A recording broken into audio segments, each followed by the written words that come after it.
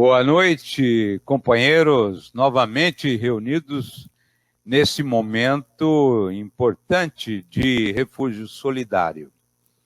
Todos temos que fazer o refúgio familiar, não é? E vamos fazer o refúgio solidário, que é trocar as ideias, bater um papo descontraído, óbvio, um estudo o ESD é Estudo Sistematizado da Doutrina Espírita. Inicialmente, nós vamos fazer uma prece, como sempre fazemos, na reunião que nós realizamos no Missionários da Luz. Senhor Deus, nosso Pai. Senhor Jesus, nosso Mestre. Amigos espirituais, inspirem Eudes Vera para que ele possa realmente traçar um vínculo de muita acuidade, de muita facilidade, de muita espontaneidade, num tema aparentemente árido. Mas nenhum estudo é árido, Senhor, porque ele resplandece sempre com a presença misericordiosa da sua orquestração na formação do universo, na criação do universo. Então nós contamos com estas propriedades fluídicas vibratórias para harmonizarmos-nos e buscarmos o polo mais importante do tema para que os nossos internautas possam acompanhar estas contribuições do estudo da doutrina espírita. Que o Senhor nos abençoe e nos gravite a alma em escalões superiores, a fim de que tenhamos processo evolutivo imediato. Que assim seja. Que assim seja. Então vamos passar a palavra com os slides produzidos pelo nosso querido Eudes Veras. Boa noite, Luiz. Boa noite para todos que estão conosco aqui na sala virtual Joana de Ângeles, através da Rede Amigo Espírita. Nós trouxemos hoje um momento diferente para a participação online, em qual a gente estaremos abordando e considerando o roteiro número 3 do módulo 7 do ESD, do Estudo Sistematizado da Doutrina Espírita, o tomo que é produzido pela Federação Espírita Brasileira. E neste estudo, nós teremos aí continuação do módulo Pluralidade dos Mundos Habitados, a formação dos mundos e da Terra. Nós somos, de fato, curiosos. O ser humano é muito curioso. Nós queremos que as pessoas nos dêem explicações. O assunto é instigante, faz com que a gente queira conhecer a nossa origem, porque é uma trajetória que nós vivemos e que ali pode ser não somente evolutiva, mas também a trajetória é condicionada a nós, faz com que a gente encontre a nossa pequenez tanto em leis do micro como do macrocosmos.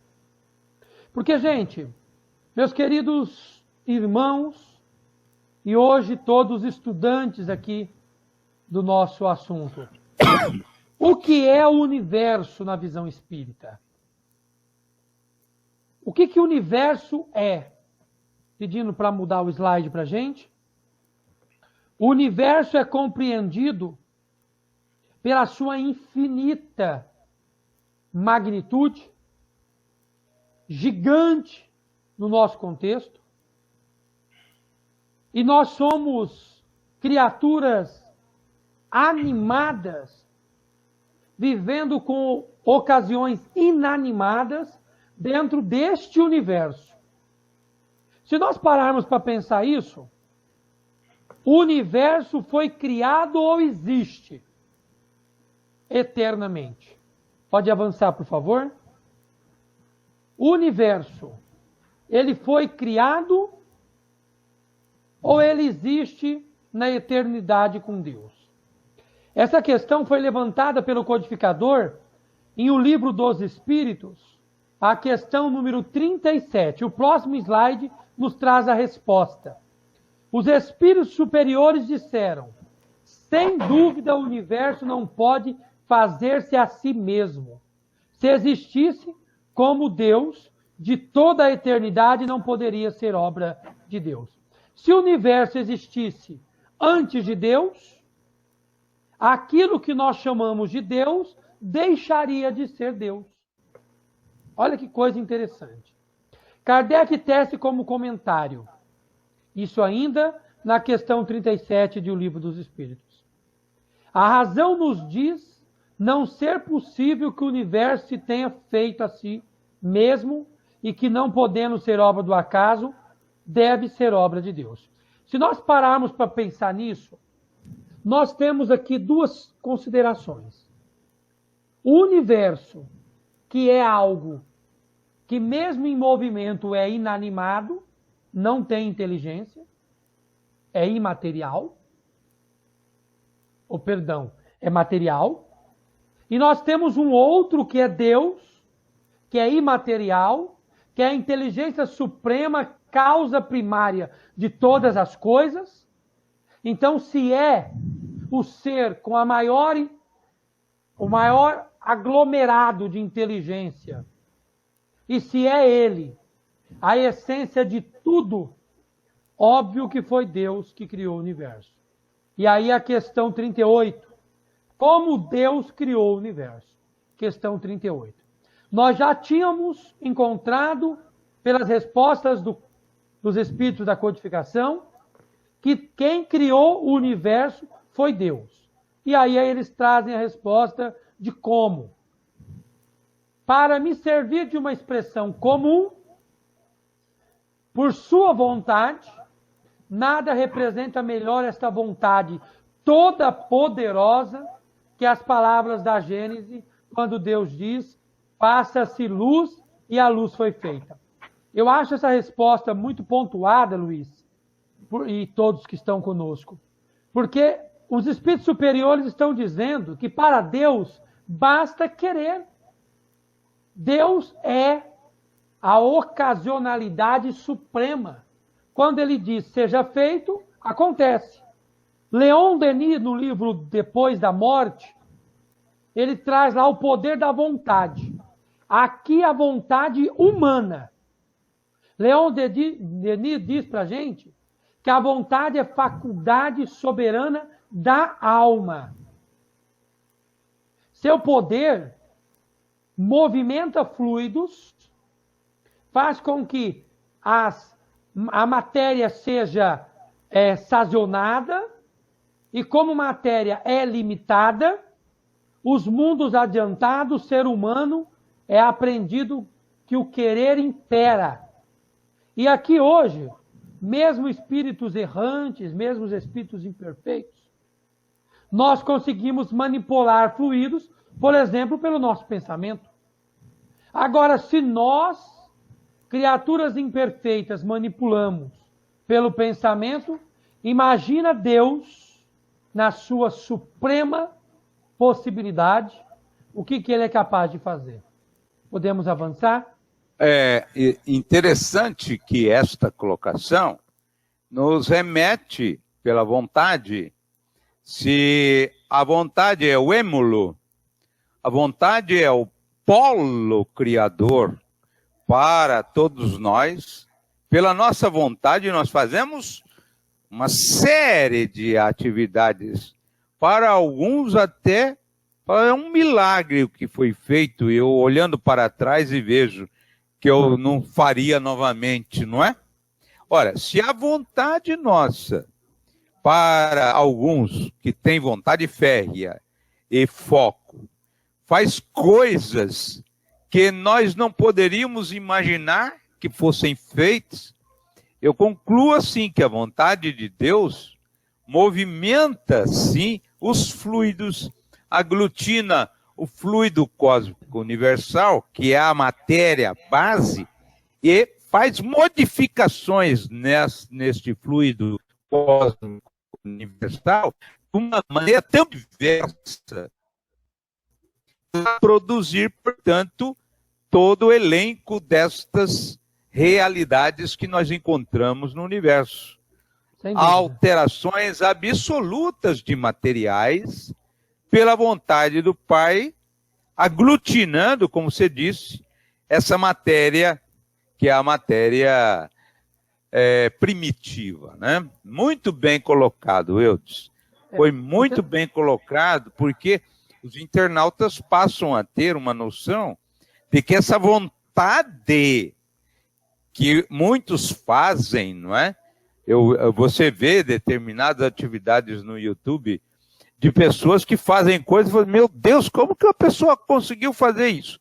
Agora calcula a vontade do todo sábio. Aí é uma ação no fluido cósmico universal, né? Foi muito bem colocado até agora. Pode passar mais um, por favor?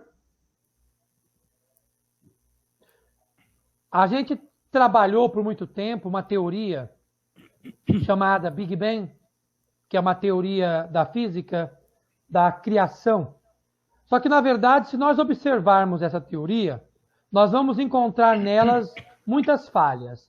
E tem um livro chamado Tecido do Cosmo, que é do Brian Greene, e lá no capítulo 10, ele vai dizer para a gente que se o Big Bang é a fagulha que deu origem ao universo, quem fez a matéria se condensar? Quem criou essa matéria que se pressurizou?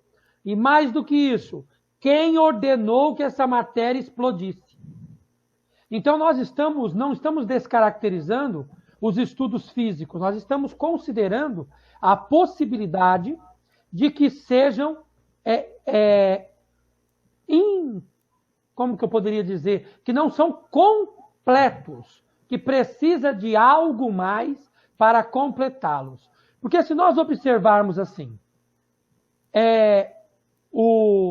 a criação do planeta, né? Se nós olharmos para a Gênesis bíblica, a Gênesis de Moisés, nós vamos encontrar lá na Gênesis que Deus fez a terra. E, no princípio, estava tudo em trevas, tudo escuro. Aí Deus veio e disse, haja luz. E separou a escuridão da luz. Se nós observarmos esse instante, nós vamos ver lá no capítulo 1, versículo 1, que vai nos dizer que no princípio existia o verbo com Deus.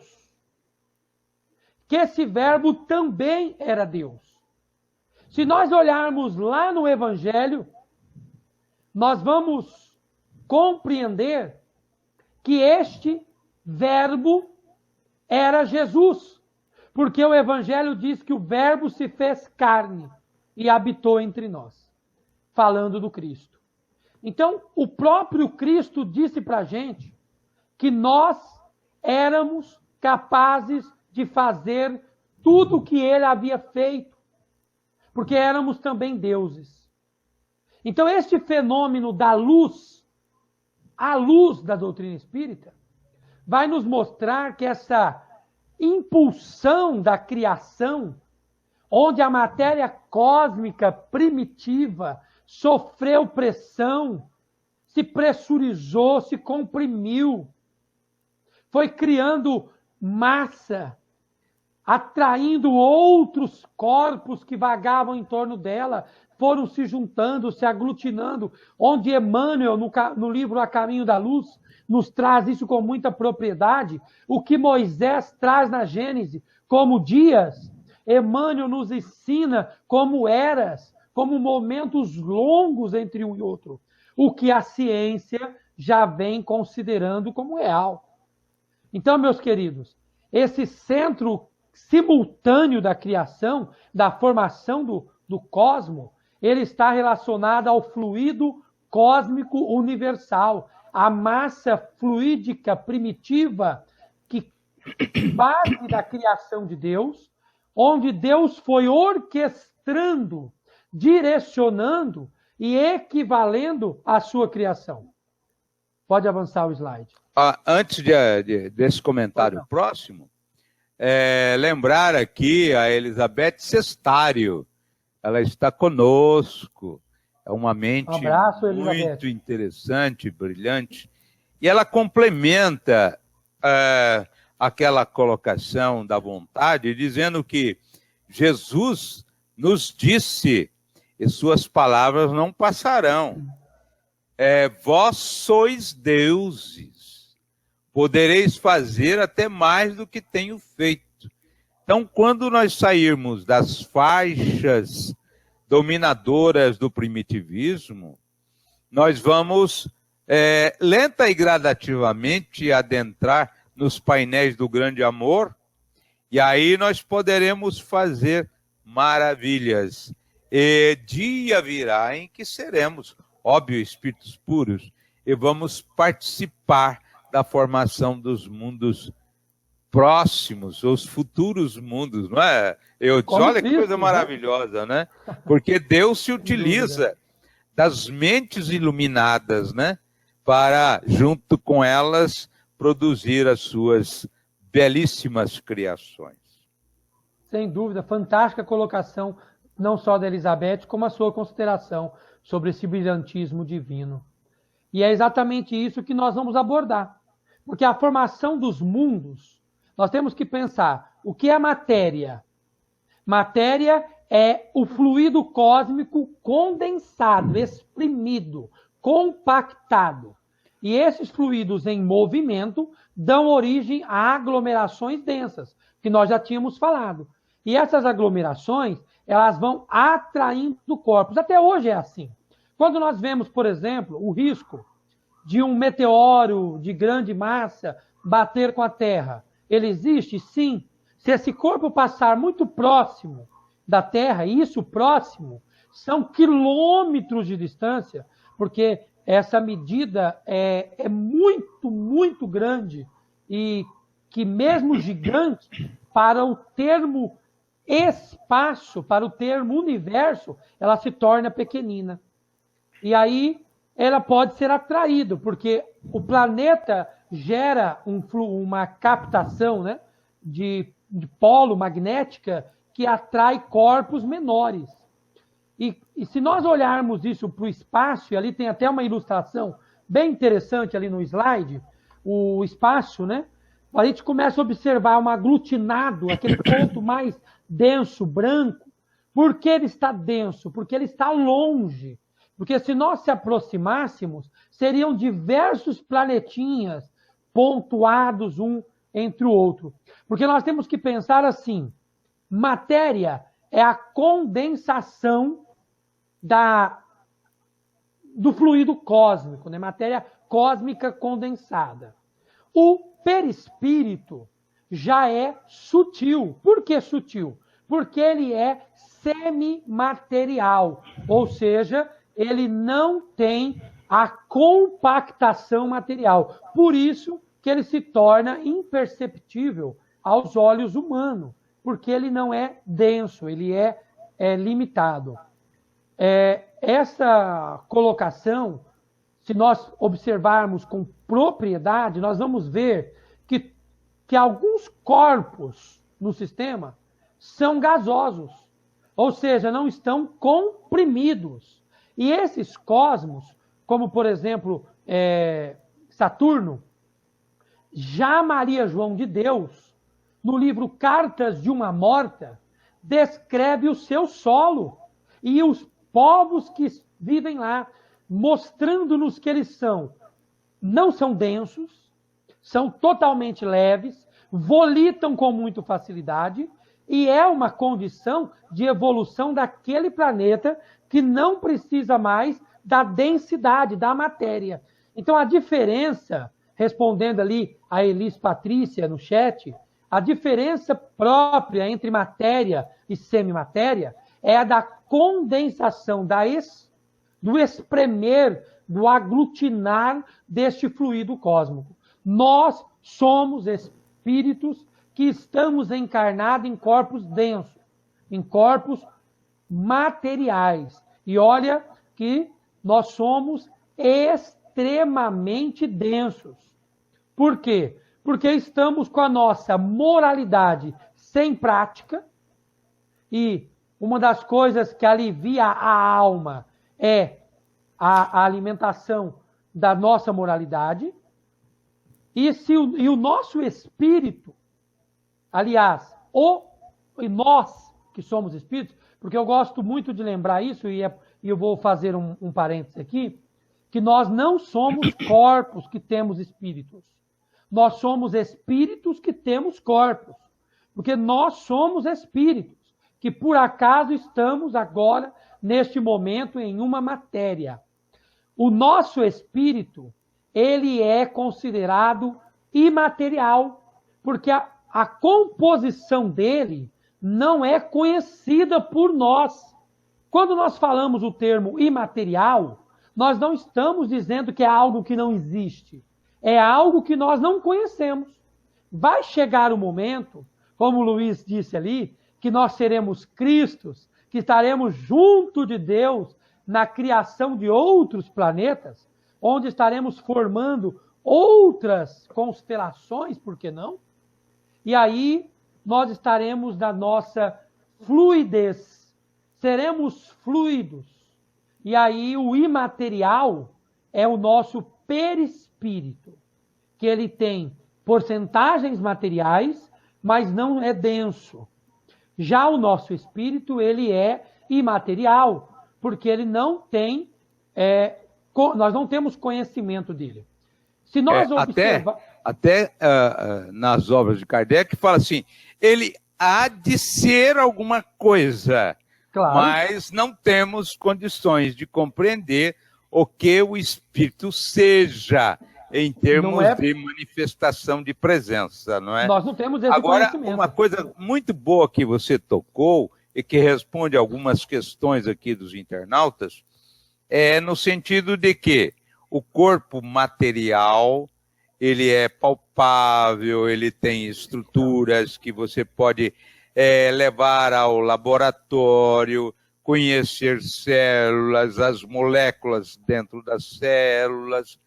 Só que o perispírito é também uma variação do fluido cósmico universal. Ele é matéria. Aí a pessoa fala assim, mas como é matéria? Você está respirando ar e não vê. E no ar há matérias, há corpúsculos, há animálculos, mas você não vê. Então, nem sempre aquilo que você não vê deixa de ser material. Até porque até o pensamento, segundo Albert Einstein, é energia. Energia. Se é então, energia, ficou muito bem a sua colocação para os internautas compreenderem a diferença da composição do espírito, do perispírito e do corpo. Eu vou aproveitar aqui a oportunidade, a Elizabeth Cestário fez uma consideração ali que é pertinente a este momento. Ela disse assim, todos os corpos são compostos de energia, elétrons, prótons e nêutrons. Aqui tinha rodado. A característica que chamamos matéria é dada pelo tipo de aglutinação. Exato, vem de encontro ao que nós falamos, né? E ela completa lá embaixo. A forma mais etérea é a outra forma de aglutinação mais suave. Alguns, né, em termos perispirituais, falando, são intensos, outros não. Porque nós não ouvimos falar, André Luiz, nas obras, no mundo espiritual, de espíritos densos. E quando o André Luiz fala espíritos, e aí vem um parêntese aberto, médiums médium nenhum vê espírito. O que o médium vê é o perispírito.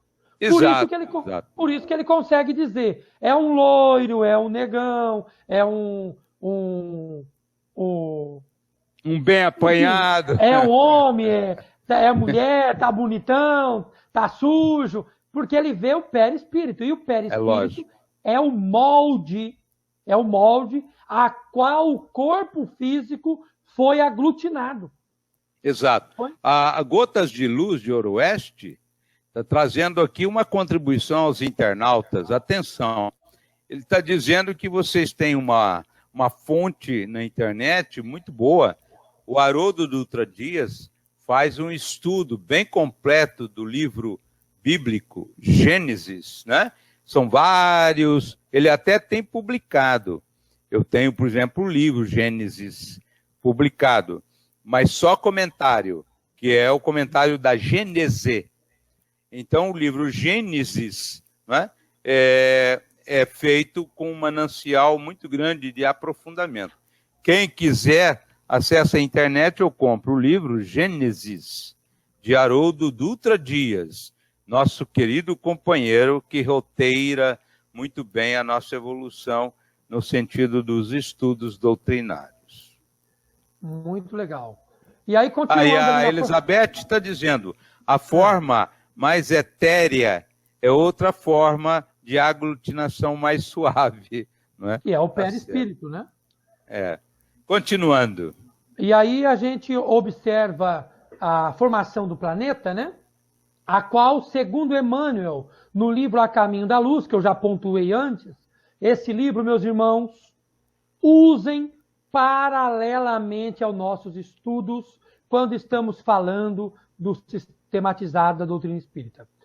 Porque A Caminho da Luz é um manancial de informações fantástico sobre a Gênese kardeciana e a Gênesis mosaica.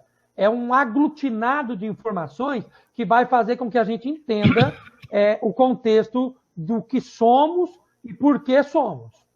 Então, Emmanuel, lá neste livro, ele vai dizer que o orbe terrestre resultou da parte da matéria incandescente desprendida da nebulosa solar sob a direção de Jesus, seu governador espiritual, e de seus prepostos divinos em regime de cocriação com Deus. Lembra quando eu disse no livro Gênesis de Moisés, que ele está dizendo que o verbo estava com Deus? Lá no capítulo 1, versículo 1 da Gênesis. No princípio era Deus. O verbo estava com Deus. O verbo também era Deus. Porque Jesus, para nós, óbvio, é considerado Deus. Porque aí a envergadura deste Espírito, ela é inimaginável. Então, esse Cristo trouxe-nos aí um contexto para a criação. Então, desprende do Sol, uma massa solar, e nos traz ali para a nossa criação. Eu acho... Só um pouquinho, que tem uma questão interessante aqui para você abordar. Ainda dentro daquela questão do corpo físico, perispírito e espírito, a Cláudia Azevedo está perguntando, o corpo físico está ligado ao nível evolutivo da alma? Olha, Cláudia, sem dúvida. Porque, na verdade, é o seguinte, cada corpo físico é moldado em torno do perispírito que capta fluidos do planeta a qual nós estaremos. Se nós olharmos para o corpo físico no planeta Terra, né, que é esse que todo mundo pode assegurar e dizer porque nós conhecemos, é diferente do corpo físico do planeta Marte. Se você observar mais uma vez citando Cartas de uma Morta, da Maria João de Deus, que para quem não sabe é a mãe do Chico Xavier, e este é o único livro desse espírito, ela mostra também o terreno marciano e fala da desenvoltura e da simplicidade do corpo físico lá. O corpo físico é moldado usando o fluido cósmico pertinentes àquele orbe a qual os espíritos estarão nascendo. Então, com certeza, sim, cada nível evolutivo molda um nível diferente do corpo. E eu também quero fazer uma consideração, porque agora há pouco nós falamos de espírito, né, quando desencarnado, alma, quando encarnado, apenas uma nomenclatura criada por Allan Kardec para que a gente possa diferenciar quando, em cada situação, no estudo. Qualquer livro de Allan Kardec que você lê, alma, ele está falando de alguém encarnado. Qualquer momento que você ler espírito, ele está falando de alguém desencarnado. Isso, atenção, somente para as obras de Allan Kardec, são regras criadas por ele. Porque nas outras obras eles usam de maneira difusa, né? E outro, né? Mas o mestre tinha um campo metodológico muito determinado, né? Isso é muito bacana na hora de estudar. E falamos, então, do espírito, alma, espírito, perispírito e matéria. E aí algumas pessoas podem questionar assim, mas Eudes, eu posso garantir que existe matéria, porque eu me vejo físico. Eu posso dizer que existe o perispírito, porque eu escuto os médiuns comentar. Como eu acredito na índole de alguns, da minha confiança, então eu acredito. Mas o espírito, como provar a existência do espírito? Existem, inclusive, estudos físicos que testam o espírito. Existem estudos, hoje, de peso, que assumem um peso para a alma. Quando a pessoa desencarna, algumas gramas a menos são tiradas ali. Mas o interessante, meus irmãos, é lembrar de Isaac Newton, que esteve encarnado até 1727. E as informações de Isaac Newton foi interessante, porque mesmo com o tempo, o cálculo diferencial e o cálculo integral, cálculos matemáticos mais aprofundados, ambas expressões que foram criadas, me desculpa a pronúncia se não estiver errada, por Leibniz, em um trabalho que foi publicado antes de Newton, Newton disse que o corpo físico é animado supostamente por coincidências gritantes, que não somente têm valor, mas que estavam sincronizadas ao corpo físico. Então, se nós observarmos isso, o espírito é algo que já desperta curiosidade na medicina. Nós temos estudos aí em escala médica da glândula pineal, a qual se estuda a sua ascensão ou a sua neutralidade em estudos clínicos. Quando o médium é assistido pelo benfeitor, a glândula acende naqueles aparelhos de tomografia, ressonância magnética. E isso são feitos estudos seríssimos da certificação. Para o nosso estudo hoje, eu tenho algumas perguntas aí que já nós vamos responder. Não avance o PowerPoint, por favor. Geral, sabe o que acontece, Eudes? Tem algumas perguntas de companheiros, que se nós formos responder a todos, nós vamos sair do foco. Porque são perguntas de pessoas que estão começando.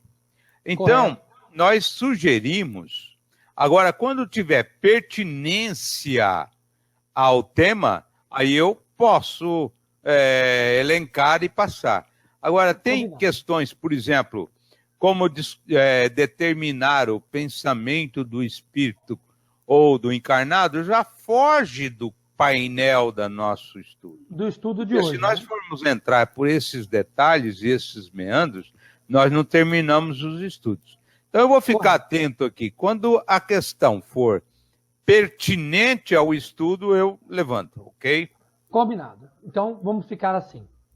Então, de um modo geral, como compreender a formação dos mundos? Vão refletindo, reflexionando isso. Sendo a vontade de Deus a mola propulsora da criação do universo, como podemos nos situar nesse contexto com a nossa vontade, na condição de partícipes no processo de cocriação? Será que somos? De um modo geral, como ocorre a renovação dos mundos? E à luz da doutrina espírita, descreve sucintamente o nascimento da Terra no sistema solar? Então essas são as reflexões que nós vamos trabalhar agora posterior e que vocês também podem alancar em questões aí junto com o chat. Pode avançar. Dentro dos internautas, eu estou dizendo que pode perguntar o que quiser. Fique tranquilo.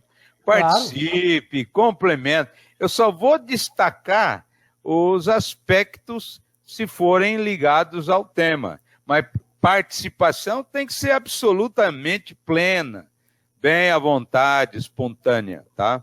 Daí chama bate-papo. Bate-papo. Então vamos lá.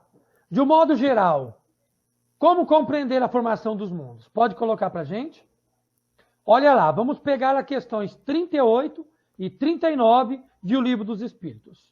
A formação dos mundos ocorre no ato da vontade de Deus, na condição de co-criador, inteligências superiores, em estreita comunhão com Deus, condensa o fluido cósmico universal, dando origem aos diversos mundos que povoam o universo. Olha lá que coisa linda essa resposta trazida pelos espíritos superiores.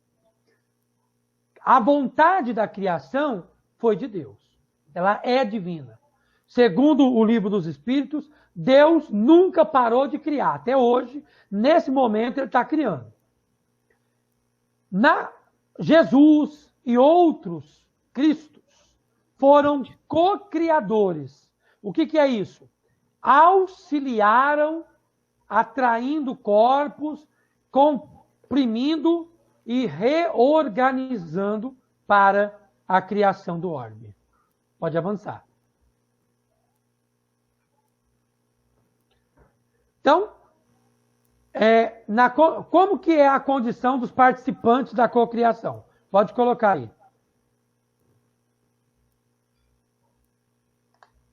Pode colocar o slide.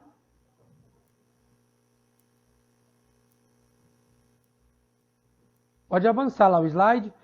As inteligências purificadas, que compreendem as leis divinas, ela é cocriação de espíritos superiores. Portanto, meus irmãos, nós temos que ter essa convicção, não só para efeito de absorver ideias, mas também para despertar a nossa curiosidade. Porque todo mundo quer saber como que nós fomos criados, de onde nós viemos, o porquê que os dinossauros existiram aí e qual a necessidade deles, né? A terceira questão que nós tínhamos trabalhado, deve ter dado algum problema no PowerPoint, mas não tem problema. Também uma coisa interessante que a nossa Elizabeth Sestário disse, fazendo um remember naquilo que você falou sobre glândula pineal, né? Ela é muito bem estudada aqui no Brasil pelo Sérgio Felipe Oliveira.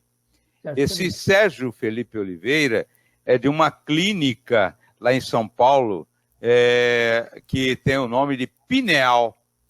Agora parece que ele está fixando-se nos Estados Unidos, né, para maior desenvolvimento dos seus estudos.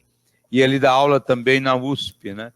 Então ela está dizendo assim que a glândula pineal, compostas de cristais, apatita, né? Segundo os estudos de Sérgio Felipe Oliveira, os cristais chamam apatita, seria uma casa de espelho.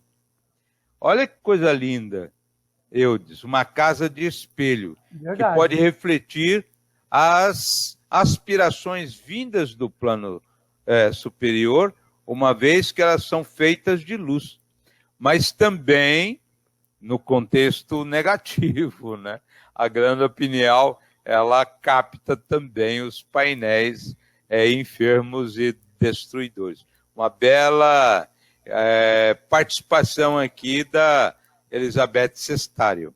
Verdade, acrescentou bastante, até porque a Elizabeth está na área da medicina e tem esse conhecimento aí bem grande, né? Bom, lá na questão 3, nós perguntamos lá, de modo geral, como ocorre a renovação dos mundos? Os mundos se renovam de forma física, por meio de mudanças geológicas, climáticas, ou mesmo da interferência dos próprios seres vivos. Ou mesmo de forma moral, pela transformação comportamental dos seus habitantes. Olha que magnífico isso. Se nós olharmos para essa consideração, Luiz e os internautas que estão conosco, o que nós estamos vivendo hoje, nesse momento? Uma transformação por condições humanas na nossa condição moral. Porque eu vejo esse momento de reclusão social, eu vejo com uma alegria até considerável, porque nós observamos as famílias unidas, estamos juntas. Eu acordo hoje, como eu disse aí em outros momentos, nós estamos de férias, eu estou de férias, e nós estamos aí juntos, trabalhando, manipulando alguns estudos para que a gente possa dividir e automaticamente aprender. Então, essas mudanças climáticas, terremotos, maremotos, tsunamis, é a forma de renovação física do nosso planeta. Aí nós íamos para a questão 4. À luz da doutrina espírita, descreva o nascimento da Terra. E aí nós vamos usar mais uma vez o livro A Caminho da Luz, de Emmanuel, aonde ele diz que o orbe nasce do desprendimento do núcleo central de uma nebulosa solar trazida por Jesus, que é o governador planetário da Terra. Interessante, né, Eudes, que a partir do momento que ele trouxe a nebulosa do Sol, ele acompanha em todos os instantes, desde o esfriamento dessa nebulosa, a formação dos primeiros seres vivos, até o estado em que nós encontramos hoje, tudo vem das mãos do artífice chamado Deus, mas manipulado por Jesus, não é?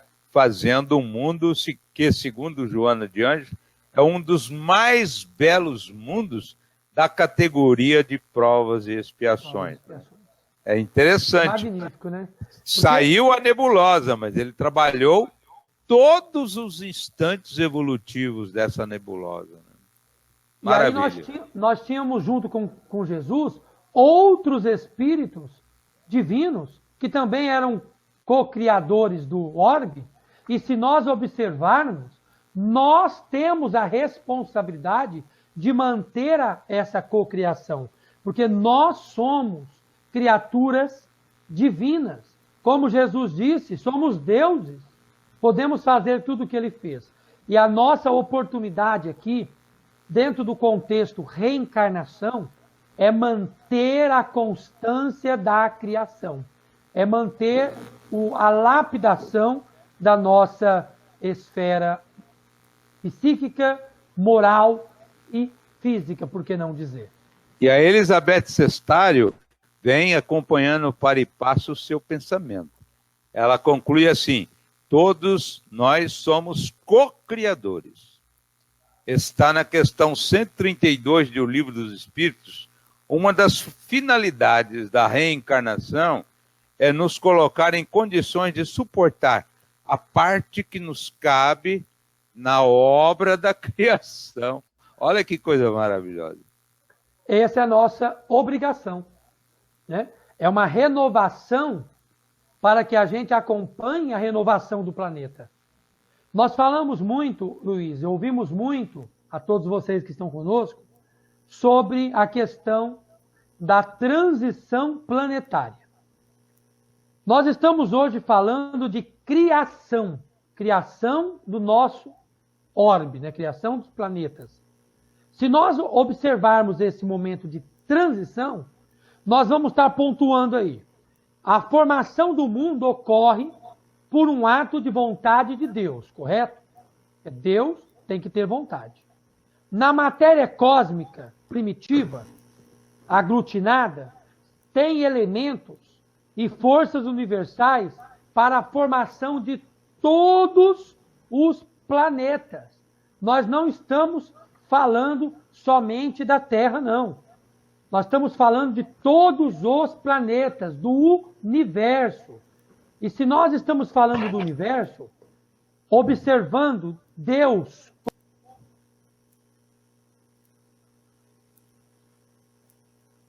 Deu um problema com a internet do nosso irmão? Enquanto ele volta, nós vamos responder a Geocimar Pinto de Souza. Oi, perdão. Enquanto eu volta. O Espírito pode ficar ao meu lado o tempo todo. Enquanto você estava voltando, eu estava respondendo uma questão. Fique em paz, continua. Pode sim, Geocimar Pinto de Souza.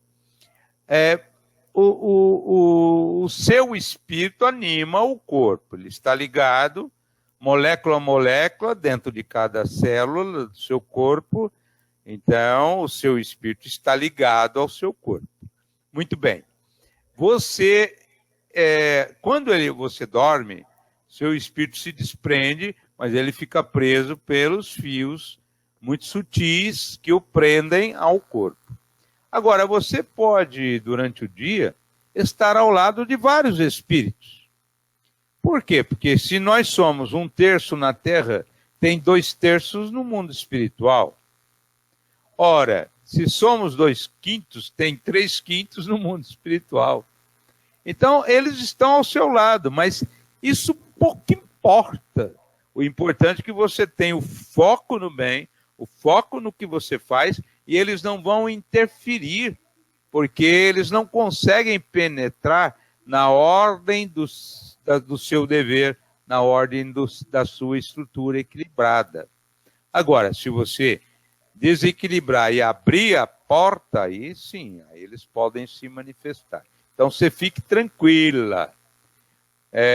Basta cumprir os seus deveres e pensamento nobre, que espírito nenhum vai interferir. E a Elis Patrícia, antes de você retomar, ela faz uma pergunta pertinente ao estudo. Ela diz assim: a matéria e o ectoplasma. O ectoplasma é produzido por nós, mas é matéria. Então explique só rapidamente isso, porque é uma matéria, a pergunta é pertinente ao estudo que nós estamos fazendo. Claro que sim. O ectoplasma são fluidos condensados também através de uma plataforma mediúnica com auxílio da nossa glândula pineal. A glândula pineal é a glândula da vida espiritual. Já foi uma colocação que eu gosto muito de André Luiz, que a glândula pineal é a glândula da vida espiritual. Se nós olharmos para o ectoplasma, o que acontece ali? O médium produz uma aglutinação desses fluidos, que nós chamamos de ectoplasma, que parece uma fumaça densa, branca, esbranquiçada, que sai, né, do médium e plasma algumas coisas. Nós temos aqui no Brasil uma referência muito grande, que é o Peixotinho, que era um grande doador de ectoplasma. Mas nós temos que pensar o seguinte: o ectoplasma, ele também é sutil. Ele também não é matéria densa, como nós podemos citar nós como corpo físico.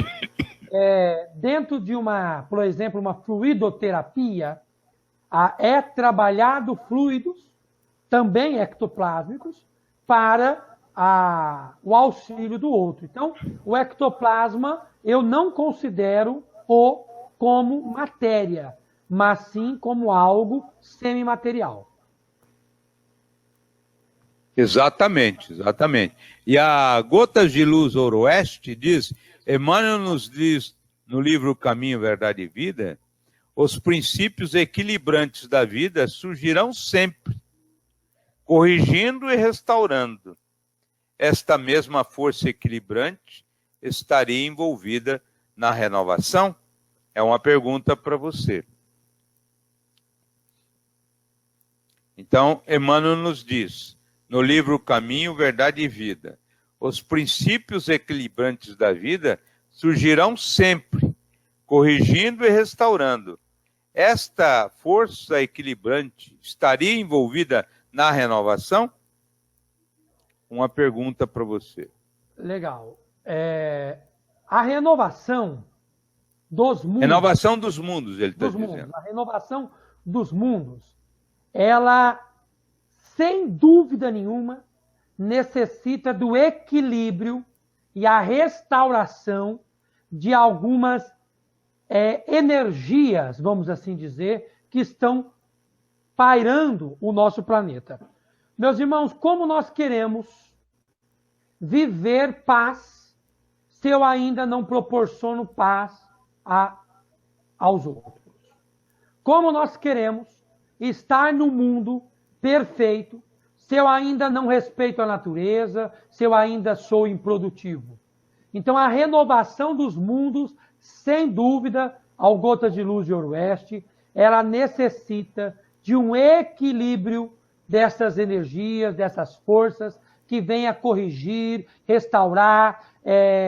Olha, a natureza responde com terremoto, como nós já falamos ali atrás, efeitos naturais, que a gente chama, né? A natureza responde desta forma compenetrante, apresentando aí para a gente essas reações. Muito bem, continuando então. Vamos lá. Como nós estávamos antes da queda aqui, tive uma queda infelizmente, mas a matéria cósmica primitiva que se encontra nos elementos que fazem parte do planeta, elas são as mesmas, na sua maioria, em todo o universo. O universo inteiro é formado por Deus. Como nós dissemos lá no primeiro momento, o Big Bang deu origem ao universo, é uma teoria física, inclusive lei da física humana. Quem fez o Big Bang explodir? Quem fez a matéria que se compactou e não suportou a pressão e rompeu? Então, de qualquer forma, nós não podemos e não temos como viver esse pensamento no acaso. Os mundos são formados, então, pela condensação de matérias dissipadas, aglutinadas. Aqui, no caso do orbe Terra, é de uma nebulosa, de uma massa central, que foi trazida solar, do Sol, por Jesus. O orbe terrestre nasceu desse desprendimento trazido por Jesus. O Cristo, como governador planetário, ele esteve conosco muito antes de nós, espíritos, sermos criados. Jesus estava no planeta na sua criação, lá no momento criacionista.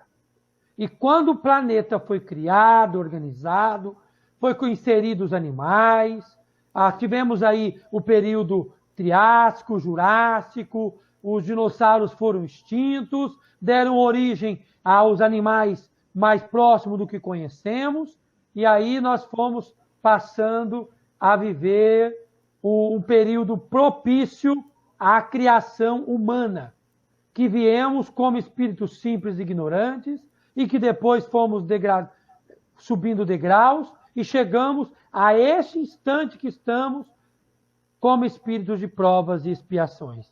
A história da criação da Terra está formada e descrita em na sua geologia.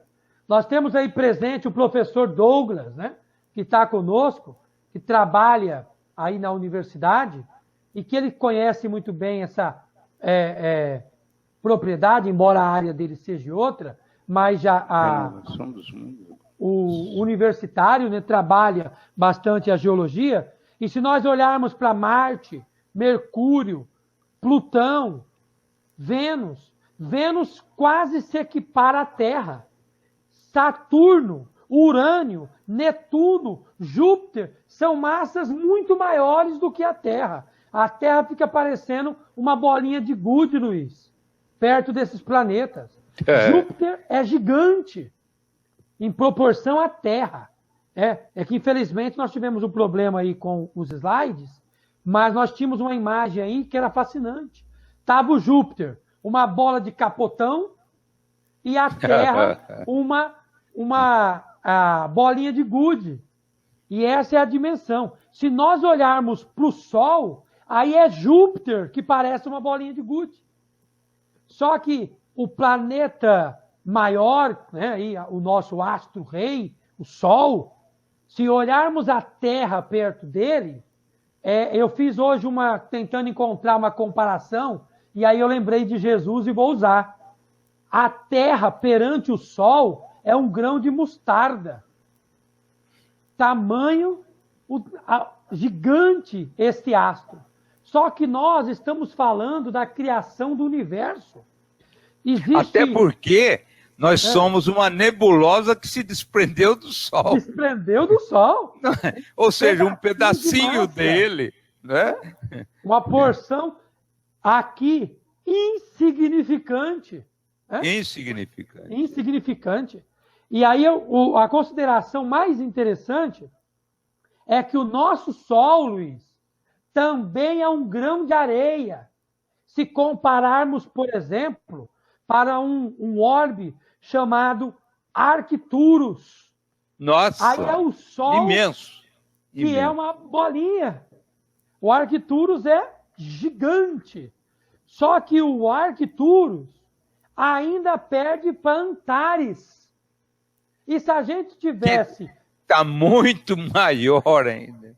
Aí, se o Arcturus, aonde o nosso Sol é uma bolinha de gude, enquanto o Arcturus, para Antares, é uma bolinha de gude, se nós olharmos para a galáxia, Luiz, e a todos que estão conosco... Aí perde noção, né? Nós perdemos o tamanho. Aí não dá comparação. Eu vou dividir com vocês... Antes de você fechar, a Sandra diz assim, Sandra Mara Manfrim, a renovação dos mundos que você falou anteriormente, a gente vai fazendo reportagem para complementar, né? Fique em paz. A renovação dos mundos acontece até que a lei do universo surja na sua plenitude, que é o determinismo do amor e do bem do grande sábio, né? Olha, e é verdade. Porque nós estamos caminhando para uma conduta moral elevada. É isso que nós estamos. Nós não estamos aqui hoje, nessa sala maravilhosa, que a USE de Fernandópolis está disponibilizando, junto com a Rede Amigo Espírita, para que a zona de conforto nossa, que foi abalada, pudesse ser trabalhada. Então, essa grandiosidade desse atributo aí é o que faz a gente reviver os pensamentos da criação. Como disse a Elizabeth Sestário. Elizabeth Lacerda é um anjo também, maravilhosa. Mas a Elizabeth Sestário, que lembrou aí a questão 132, né? Quando ela fala que somos co-criadores. Então, essa é a constância da coisa.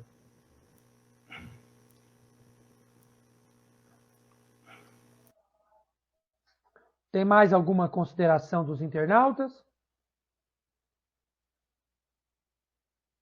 Eu vou aqui dividir, essa é do professor Douglas. Mas aí ele está falando com você, Luiz. O Luiz deve ter caído a conexão dele. Mas assim que ele voltar, a gente pontua aí, viu, Douglas? Gotas de luz. Somos convocados a reparar e restaurar o equilíbrio. Muitas dores de hoje são imposições desta lei no caminho de reequilíbrio naquilo que desajustamos. É verdade, nossas dores são proporcionais ao mal, palavra pesada, mas é real, ao mal que nós fizemos em outras oportunidades, em outros momentos. E esse mal faz da gente deixar de viver com comodismo, né? A nossa zona de equilíbrio se balança, como disse o irmão ali, a zona de equilíbrio, né? E para a gente restaurar o equilíbrio do nosso prejuízo do que nós fizemos lá anteriormente, nós precisamos aí estar equilibrados. Então, o reequilíbrio é importante. Luiz, que está voltando... Aqui deu uma caidinha aqui, mas estamos firmes. Então vamos lá.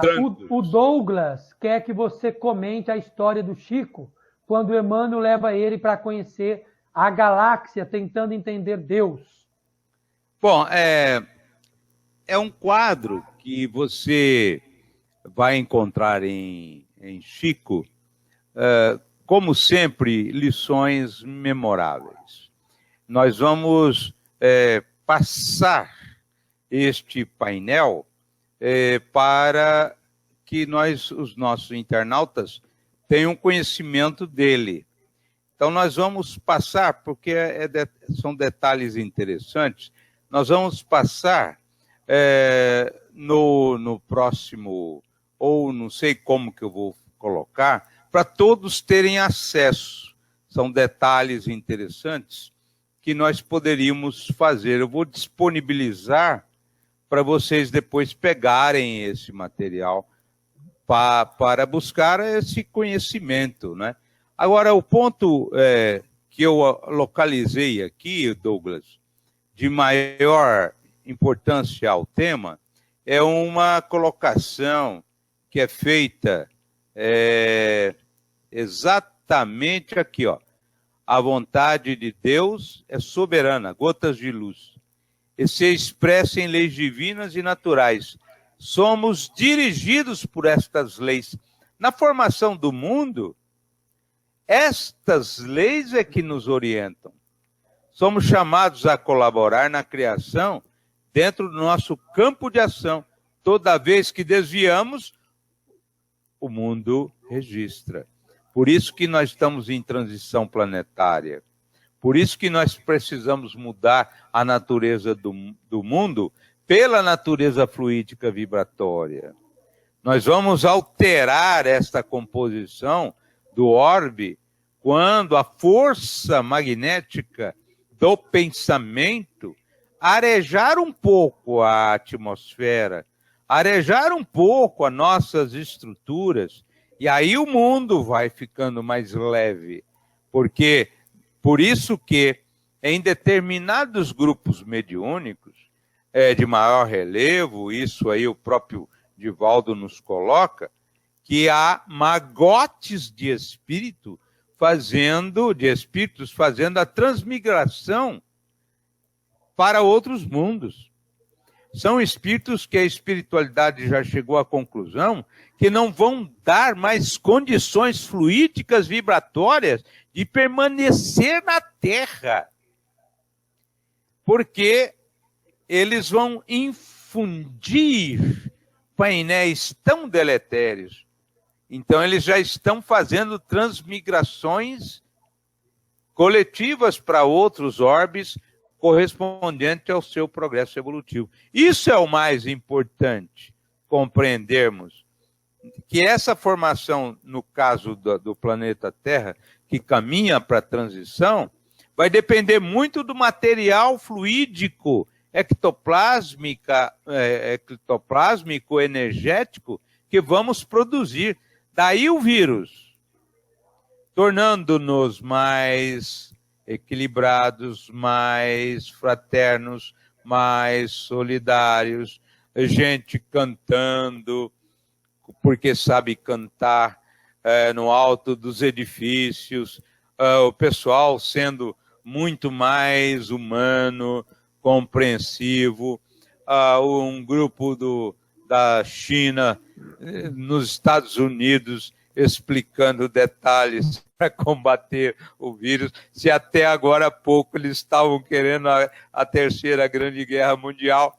Então, isso é o mais importante para o estudo, mas o detalhe da visão do Chico, eu vou passar para vocês terem em totum, né, para ficar bem melhor para todos. Muito bem. Mais alguma questão, Luiz, para a gente levantar antes do encerramento? Olha, tem algumas sim. Fomos convocados a reparar e restaurar o equilíbrio. Muitas dores de hoje são imposições desta lei no caminho de reequilíbrio naquilo que desajustamos. Gotas de luz oroeste fazendo amparo àquilo que você está dizendo. Muito bem. Você quer comentar? Somos convocados a reparar e restaurar o equilíbrio. Muitas dores de hoje são imposições desta lei no caminho do reequilíbrio, naquilo que desajustamos e infelicitamos o nosso orbe. Esta questão em particular, nós comentamos já no momento que você tinha caído aí. Ah, sim. Tá. Tá joia. Deixa eu ver se tem mais alguma coisa.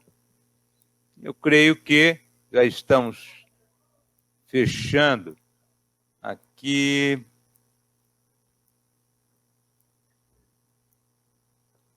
A renovação dos mundos.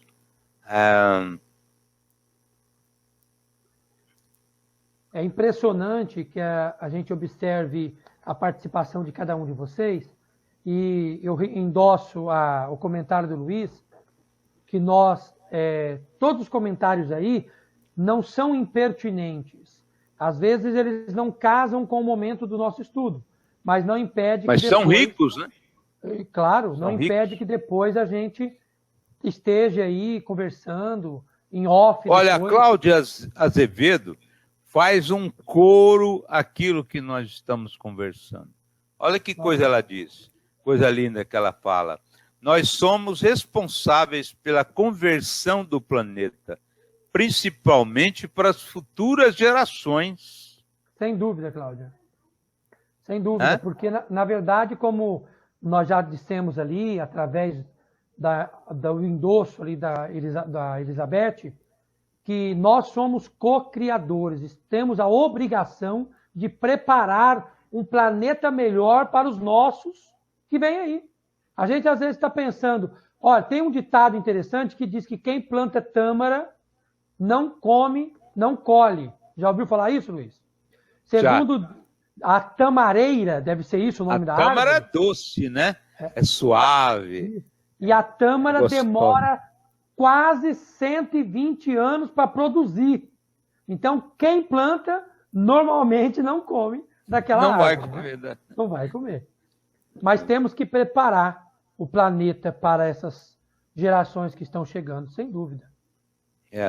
Uma outra colocação, e até é bom fazer essa colocação da Elis Patrícia, no momento em que nós estamos tentando nos modificar. Há uma necessidade de uma transformação. Claro. Ontem, na palestra com Paulo de Tarso, eu estava fazendo esse comentário.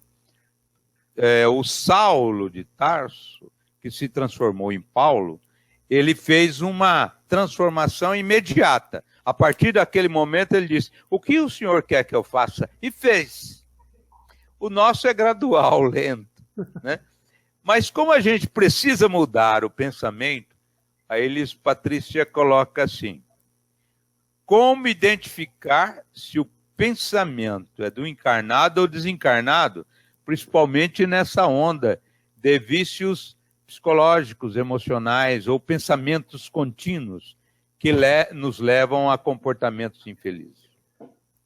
E a gente ouve isso muito no atendimento fraterno aqui em Diaporã. Como que eu sei se isso não é meu? A resposta ela é até interessante, porque o que você sabia disso antes? Qual o seu campo de conhecimento antes? Olha, eu não entendia nada sobre isso, então tende a ser por intuição. E nós somos fomentados, presenteados e bombardeados por intuições o tempo todo. A separação dos pensamentos, quando são do espírito morador ou de um espírito extrafísico, se deve à organização e o clivo da razão. Allan Kardec já tinha dado essa receita. Passai tudo pelo crivo da razão. Nós precisamos avaliar o contexto. Nós precisamos compreender o que nós estamos vivendo. Se são nossos, nós temos que ter conhecimento. Se não é do nosso conhecimento, tende a não ser nosso, tende a ser intuitivos. Às vezes nós estamos em determinado lugar e a gente fala assim, nossa, olha, me lembrei do Luiz Carlos hoje. Passa 2 segundos, toca o celular, o Luiz Carlos na linha. São transfusões de pensamentos de encarnado para encarnado. Muitas vezes nós fazemos uma prece para alguém que está em outro lugar, às vezes em outro país, e esta pessoa naquele instante lembra de nós. São certezas que nós temos de que são informações divididas por pensamento. Então, o pensamento só é nosso quando nós temos conhecimento do assunto. Se nós não temos conhecimento do assunto, ele, com certeza, é tendenciado pela intuição. E é interessante você estar falando aí de que às vezes você está em São Paulo e você lembra do seu amigo Ananias, né? Aí você, nossa, lembrei do Ananias. Vira a esquina e encontra o Ananias. Segundo o Dr. Sérgio Felipe Oliveira, essa perspectiva ela é ensejada, materializada pela glândula pineal. A glândula pineal, ela tem um controle de espaço-tempo. E ela circunda a sua potencialidade naquilo que você registra de emoções. Então, ela capta a vibração de Ananias e vai buscar no hipotálamo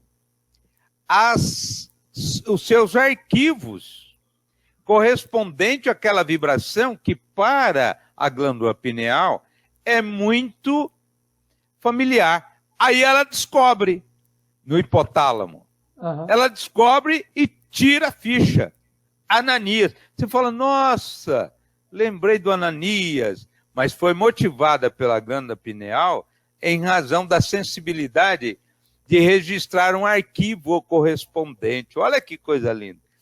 E aí você fala assim, eu acho que eu estou desenvolvendo a minha, ou educando a minha mediunidade. Não, é a glândula pineal que está dizendo, lembrou de alguém, alguém liga.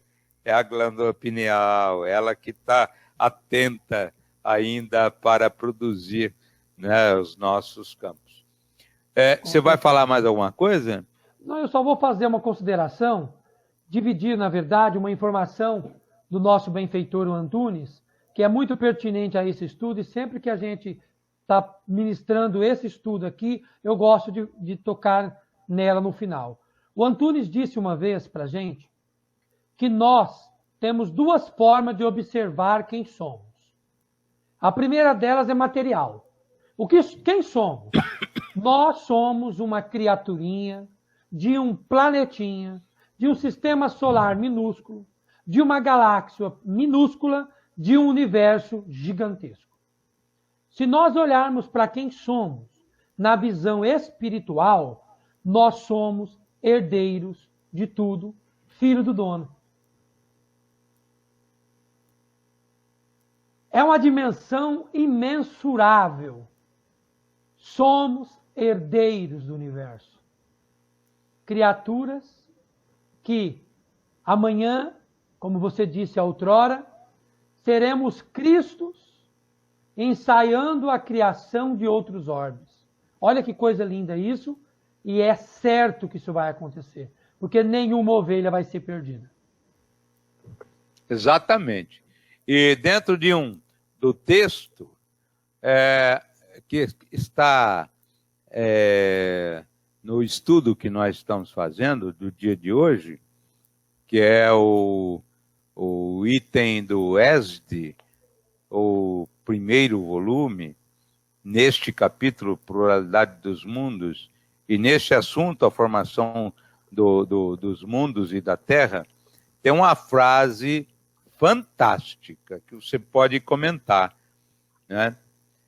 Nós, depois desse estudo, observando vários detalhes, várias contribuições, diz assim: ainda uma vez, compreendamos melhor a natureza. Compreendamos melhor a natureza. Saibamos que atrás de nós, como à nossa frente, está a eternidade. Atrás de nós e à nossa frente está a eternidade. Que o espaço que você ocupa, o espaço do seu país, o espaço do seu mundo terra, é teatro de inimaginável sucessão e simultaneidade de criações. Rapaz! Esta frase ela dá um impacto muito grande, porque nós temos essa certeza que somos eternos.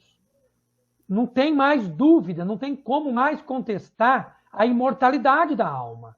Porque quando você vê hoje a natureza religiosa já fala dentro de outras religiões de espiritualidade. Já estão usando esse termo, espiritualidade. Luiz, há alguns anos atrás, a Agência Nacional que vasculha o espaço, a NASA, ela dizia que era impossível vida em outro planeta. Há 50 anos atrás, ela disse que era possível. Há 25 anos, eles disseram que teria bactérias microscópicas. Agora, na atualidade, eles dizem só falta esperar o contato. Não tem mais dúvida, porque nós somos visitados constantemente por espíritos de alta envergadura. Divaldo Franco, aquele dia que esteve a Fernandópolis, que você entrevistou, não na palestra, em outro momento. Lá no hotel, né? Isso, hotel. Que ele fala de espíritos de orbes superiores que estavam vindo para a Terra. São espíritos de grande envergadura que estão aqui. A exemplo disso, o Chico nos disse do próprio Emmanuel, que Emmanuel estava vindo. Então nós estamos no momento magnífico. O nosso querido Maurílio aqui de Indiaporã, que é o presidente aqui da Humberto de Campos, ele diz assim, que eu posso dizer que eu sou feliz, mas igual a ele não tem jeito. E acredito que você se enquadre, porque já tem mais de 30 também. Ele disse que ele viu a água no saril e a água na torneira. Ele viu as palestras difíceis com papel na mão e ele viu as palestras com projeção, data show, e está assistindo agora pela internet em tempo real. Olha que verdade é isso, Luiz. A evolução que o planeta está dando tecnológica. Só que nós temos que considerar a colocação da Elizabeth Cestário, de que essa evolução tecnológica, a evolução do mundo, vai acontecer, mas que nós também temos que preparar pessoas, espíritos bons para essa evolução. O planeta vai progredir. Somos co-criadores. E que tipo de co-criação estamos dividindo? Então, nós poderíamos dizer, e eu posso pedir aos companheiros, caso queiram, eu tenho um seminário de transição planetária no YouTube, logo quando saiu aquele livro Transição Planetária do Manuel Filomeno de Miranda.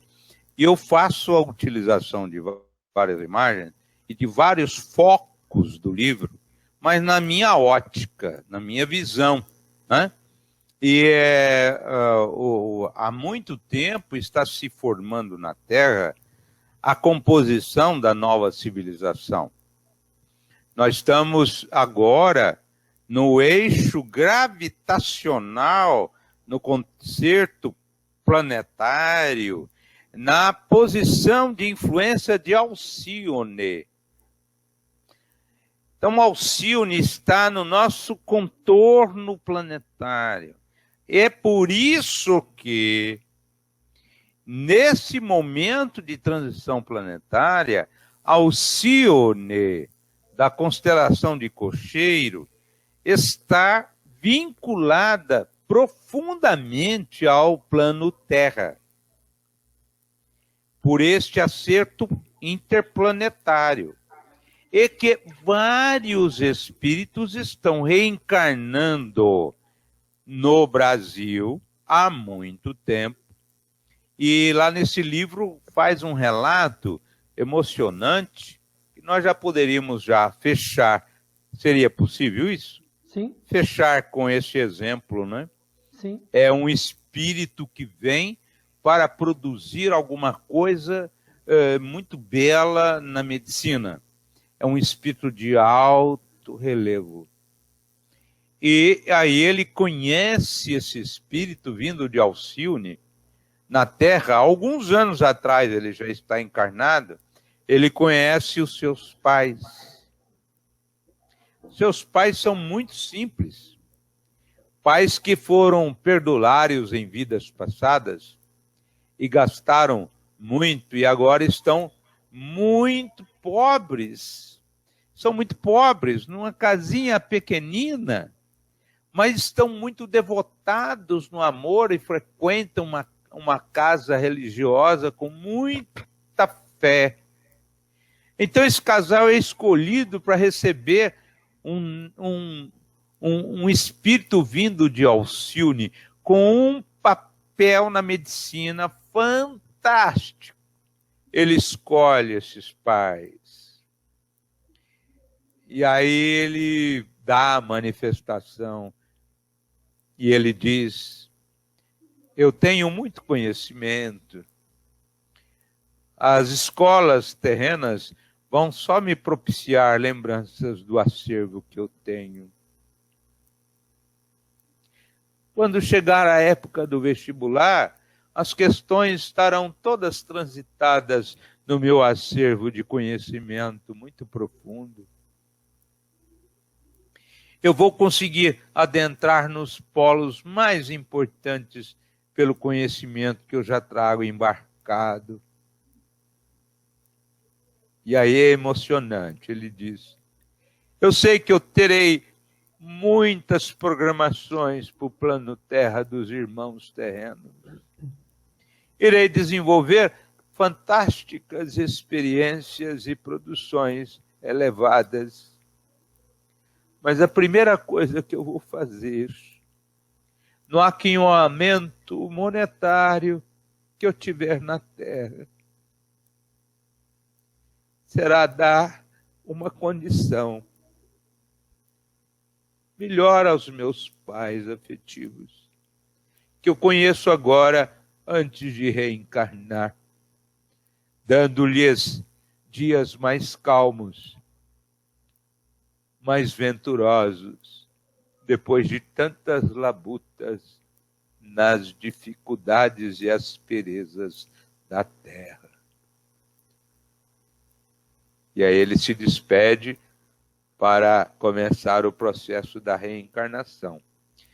Isto, logo, logo, ele estará com 25, 30 anos e vai ser um dos, como milhões deles na Terra, ocupando cargos de relevo em todas as áreas.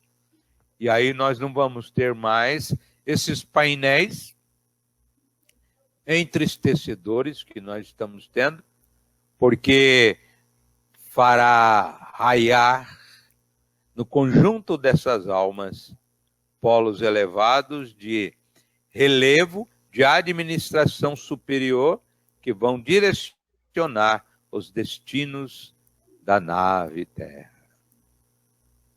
Magnífico, magnífico. Que Jesus te abençoe. Eudes Veras, eu adorei estudar com você. A alegria foi nossa. Um momento especial para os nossos internautas. Como adorei estudar com William Felício esses dias.